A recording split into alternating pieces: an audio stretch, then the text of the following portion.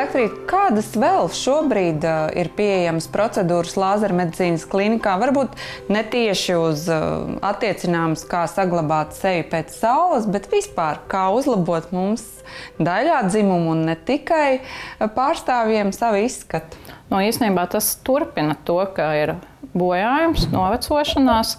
Un, ja mēs tagad runājam par tām procedūrām, kas, teiksim, ādas virsējo slānīti epidermu no saules bojājuma atjaunot, tas ir šis selektīvais fotoatjaunošanas lāzers un šis āmuriņš ar ultraskaņu un ievadīšanu, tad ir arī aparatūras, kas iet drusku dziļāk, vairāk uz dermu. Ja mēs runājam par dermu, tas jau ir krunkas. Tur jūs neredzēsiet toņa izmaiņu, bet tieši, teiksim, ovāls sāk slīdēt uz leju. Vasarā var arī to izdarīt. Protams, tur vairāk būs tā chronoloģiskā novecošana, bet vasarā var pamainīt arī sejas ovālu.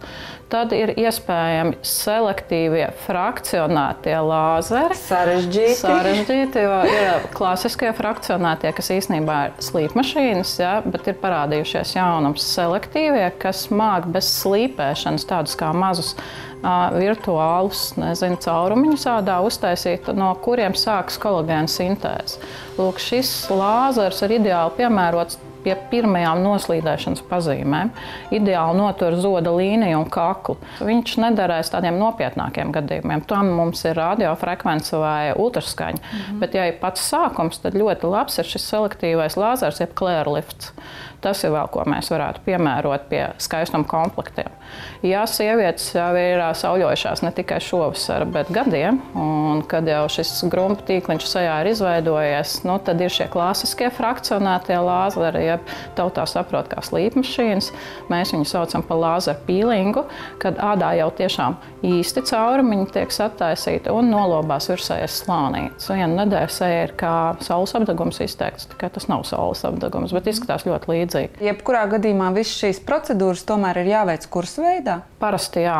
Ļoti grūti ir atbildēt tā kopumā.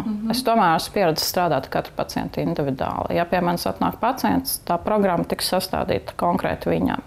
Jo man ir jāredz, kāds ir ādas tips, cik izteikts ir bojājums, kāds ir mērķis pacienta. Un tad mēs arī piedāvājam aptuveno programmu, un pacients ir tiesīgs izvēlēties, vai piekrīt vai nē, varu nevienam neko nedaram.